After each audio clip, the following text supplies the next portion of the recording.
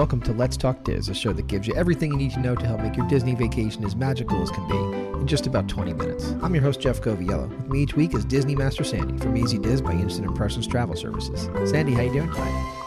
I am doing great. I am super excited about what we're going to share tonight. Tonight's a fun one. And truth be told, when I sit at home, we tend to turn on Disney Plus and watch a lot about the animals that are within the Disney's Animal Kingdom theme park and Disney's Animal Kingdom villas and hotel.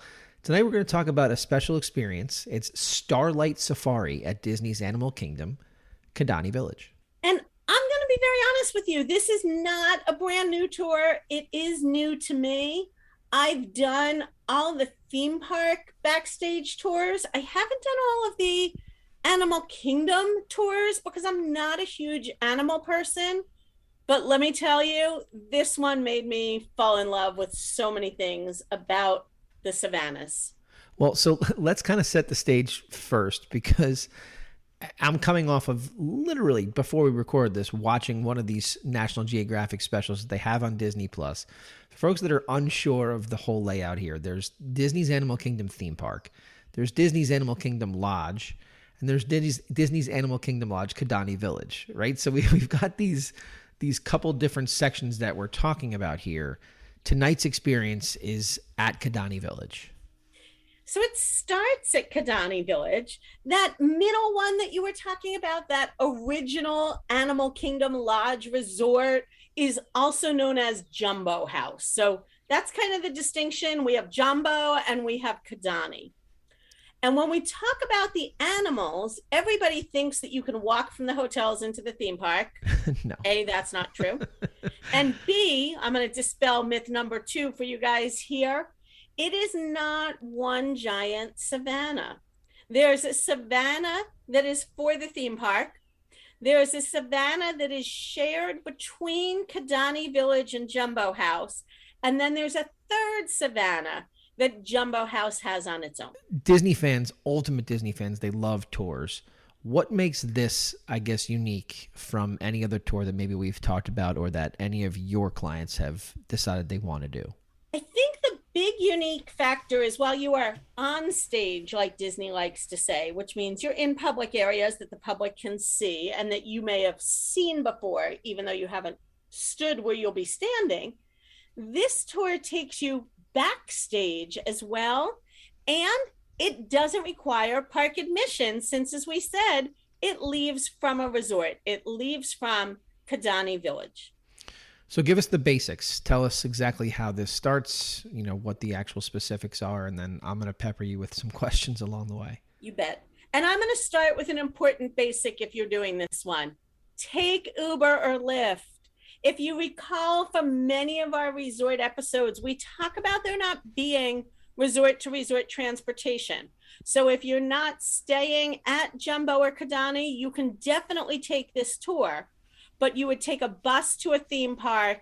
And then from that theme park, you would get on the Animal Kingdom Lodge Resort bus, which makes 2 stops. It's going to take you somewhere between an hour and 15 minutes and 2 hours to get there. Take the Uber. It's going to be no more than 15 minutes anywhere on property. Good call. So this one is called Starlight Safari because it is a nighttime thing. It is late at night. This time of year, it's 8:30 and 10 p.m. You will find it a little bit earlier in the winter. And it's in the evening because there is going to be the night vision element to it. We were given special binoculars so that we had night vision. We were given a really quick lesson in how to use our iPhones along with our night vision binoculars. It was a really fun time. It starts right next to the valet stand at Kidani. You can't miss the check-in table because here's how your first sign that this is going to be different than the safari that you take in the theme park. It starts with a 2-page waiver signing your life away. Okay. No, Disney, I won't sue you for any of these things. Right. So you're greeted by a ranger, you sign off on it. It's a really small group in a special Jeep. Again, that's your next clue. This is different. Our safari vehicle was waiting for us right there at the porte cochere.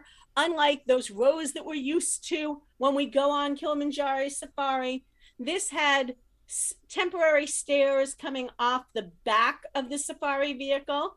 And then once we climbed up, there were benches around three sides. So everybody sat kind of facing in towards the middle. It has a maximum of 12 people. It is a rain or shine event. And currently it is $89 a person. And there are discounts for annual pass holders and DVC members.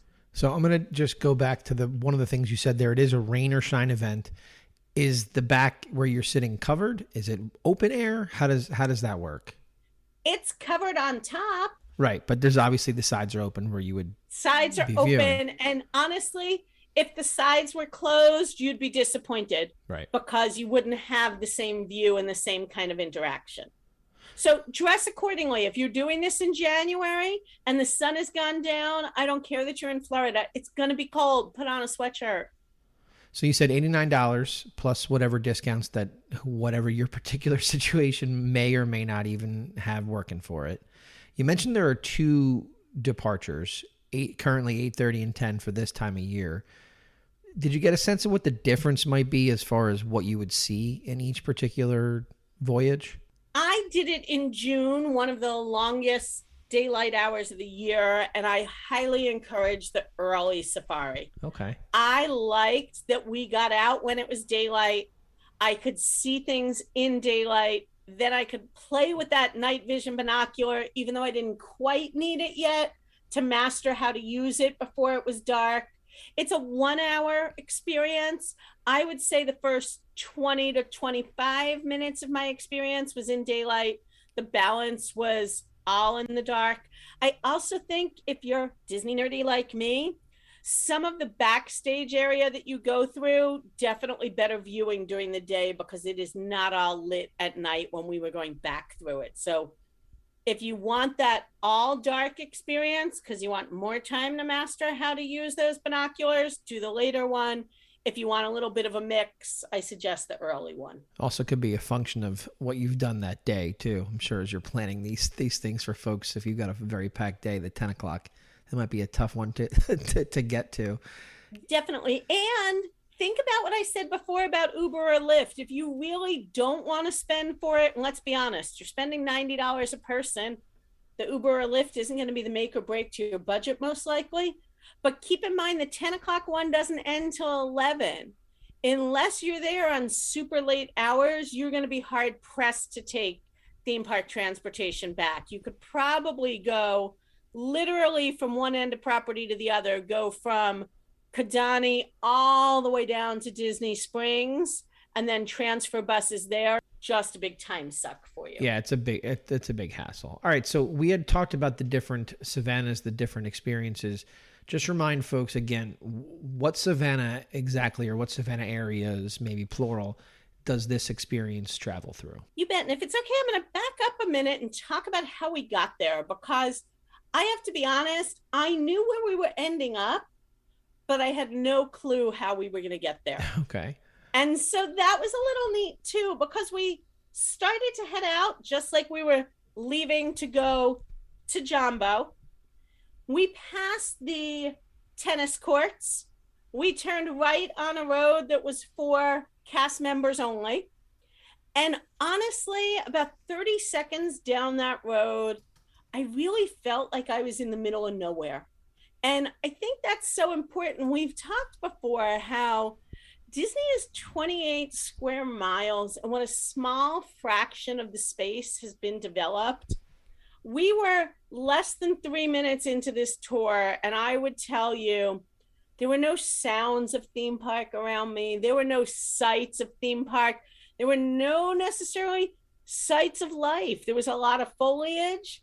We did ultimately hit our first gate, and that's really where the interesting stuff on the tour began. They talked about their big gate system on the savannas and how many gates are needed, not to keep the animals in, but to keep animals out that don't belong, right, so that they can keep the animals in and safe that they want there. And so from the time we entered to the time we actually got on the savannah, I believe we went through 4 different gates. From like the back end? From the back end, because we did enter at the very back corner of the savannah. And again, we were entering at the back corner of the Kidani savannah, and that is shared with Jambo House. Part of Jambo and part of Kidani look onto the same savannah. The Arusha savannah is unique to Jambo House. Got it. Okay. And as we're going down this road, they're starting to talk to us about what does it mean? You know, we always say that when you enter Animal Kingdom, the theme park, and they say it's all Swahili and their sign is Natazu, which they claim is the Swahili word for not a zoo. Of course. That they really are about the animals, and the animals have the right of way over the humans and what they do for the animals and all of the choices that the animals make in their care, how the animals are brought in, when they come in, whether they have to come in. It was fascinating to hear. And again, being a small group, shout out to Emily and Noah, our guides for the night. They said, if you've got questions, ask. And I will say that I may have been one of the quieter ones. There were a lot of questions being asked that were just fascinating. You know, everything from after we learned about their daily routine, people wanted to know, well, what happens in the rain? What happens in a hurricane? And as we're having some of these discussions, we're getting to the entrance of the savannah. And that is where we see our first animal house. And it was very easy to guess which animals came in there because the roof was so tall. It had to be none other than our giraffe friends. So here's my question, right? Because I'm going to ask you how many animals you saw, different types of things.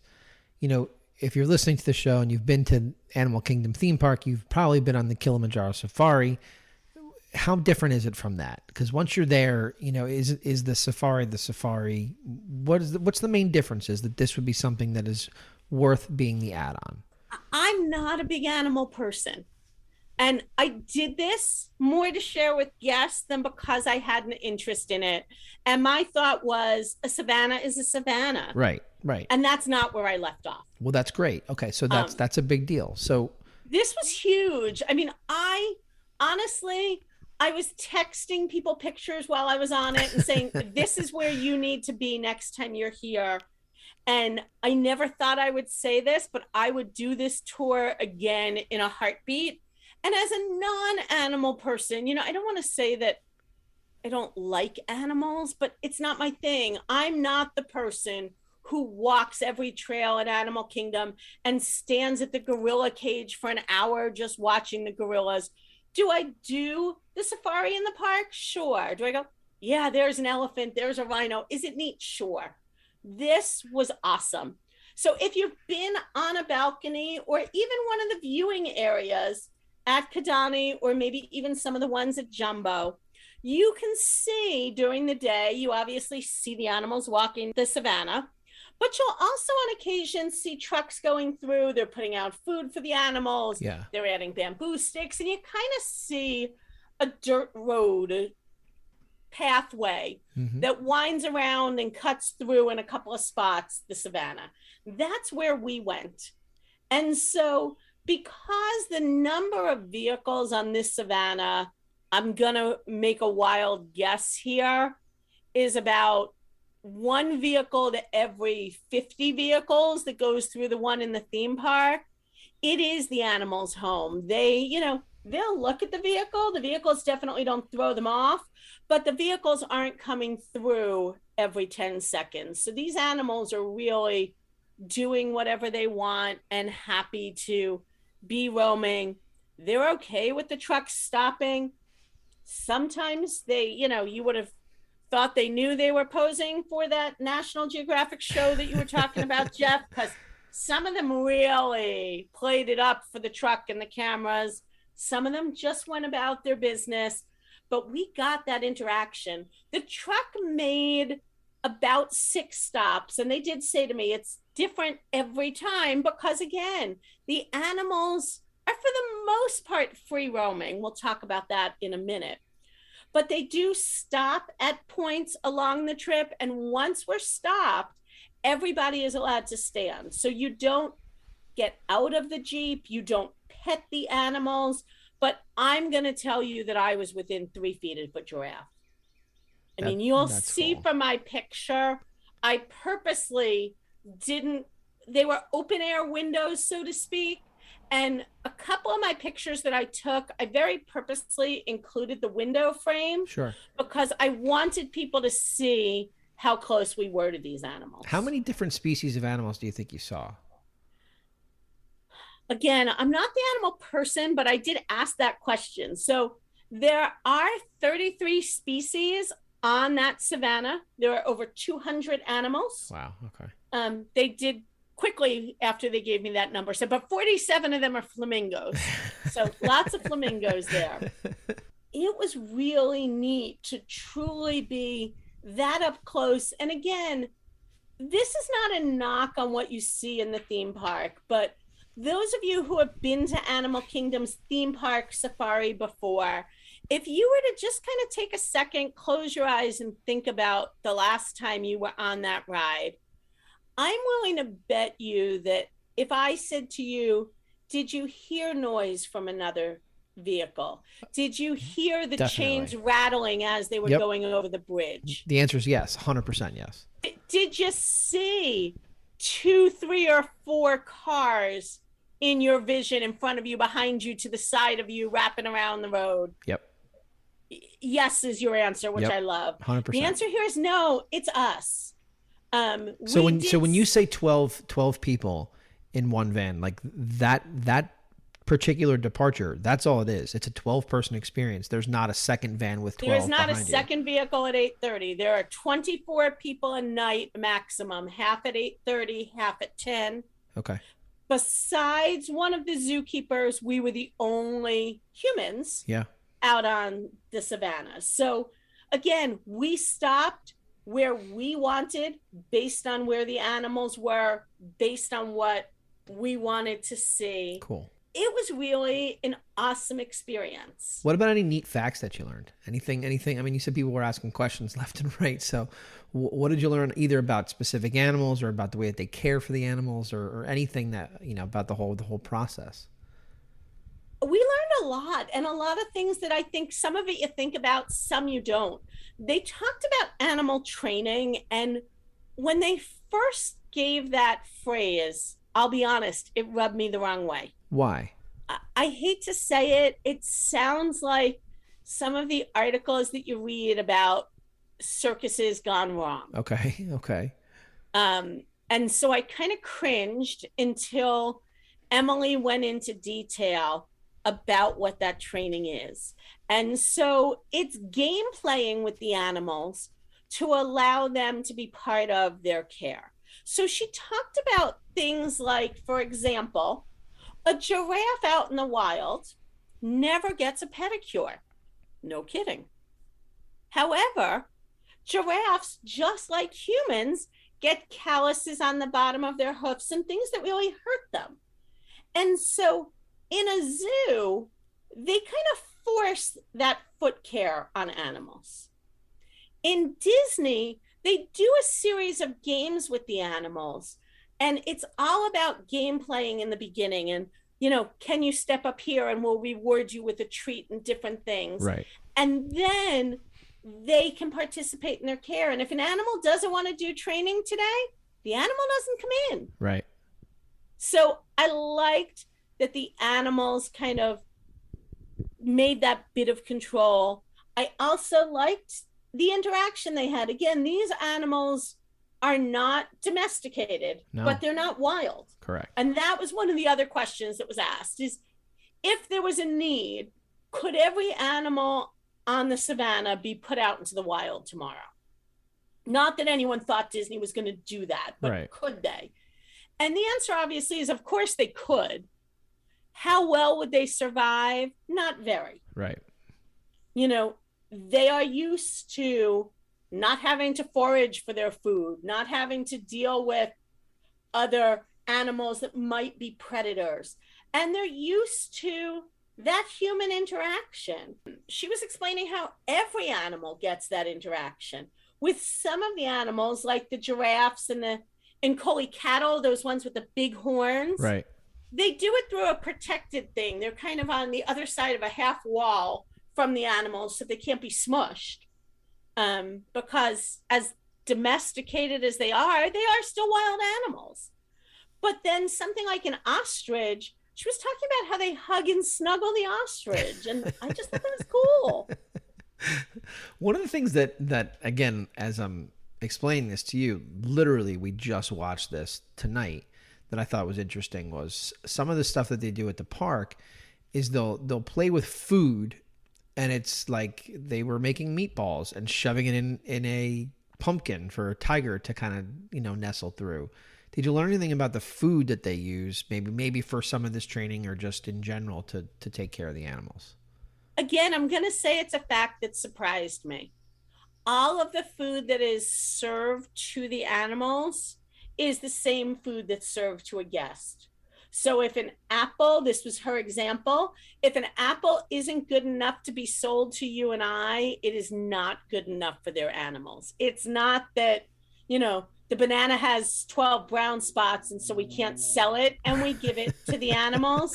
It's either what we call show quality for a guest, ready to be out there and sold, or the animals don't get it. She's like, so they're not eating the wilted lettuce and the brown bananas. They are getting what we're getting. But maybe that's why we don't have the dining plan back yet, because they need. We can't afford to feed them all. Right, of course. Any other facts that you want to discuss? I'm going to share what I think is a really fun fact, and I hope everybody thinks it like I do. I had no idea up until this tour, and yes, I have pictures to prove it to you all, that the Red River hogs are actually guests of Kidani Village. Every species has a home that they can go into at night, and the Red River hogs have the bottom floor of Kidani Village. Interesting. And they were telling us this, and I'm like, And then we drive past it, and they stop so we can get a photo. And I'm looking at it, and it's very clearly an animal home. Right. And when I look up a couple of feet, there's a balcony, and somebody's coming out their slider, and you would never know. Very cool. Anything that you want to leave anybody with, or anything we failed to cover tonight? The floor is yours to close it out. I want to give a huge shout out to all of the cast that work with these animals. We talked at the beginning of the show about being ultimate Disney fans, and we know so many people go to work in Disney because they want to be part of delivering that magic, and they want to walk where Walt walked. I'm not saying that these people don't have that passion, but to hear the staff that works with the animals talk about them, every animal is named. Every animal, there's 3 giraffes. Honestly, I could tell you that one was shorter than the other. I couldn't tell you much more about them. They could tell me what their names were, why, how you can tell this giraffe from that giraffe. And every animal on every savannah has a name. And in order to stay working there, I want to say you need to know that, but they were talking about them the way you might describe your friends to me. And this one has a temper, and this one loves to come over because he's a showboater. And it's just amazing to hear that passion and know that they're really carrying out the work of these animals, not just, hey, I'm here to do my job. Well, I appreciate you taking the opportunity to talk about the Starlight Safari at Disney's Animal Kingdom Lodge, Kidani Village tonight. It sounds like it was a great experience, something that even somebody that maybe doesn't go into it as an animal lover will leave with a new appreciation for all things that this wonderful resort has to offer, as well as the experience. So thanks for taking the time, and have a great week. You as well. Kwaherini, Jeff. Right back at you. And that's a wrap this week on Let's Talk Diz. If anyone you know could benefit from this or any show, please share, have them like and subscribe. And don't forget to reach out to the folks at Easy Diz by Instant Impressions Travel Services for any Disney destination planning.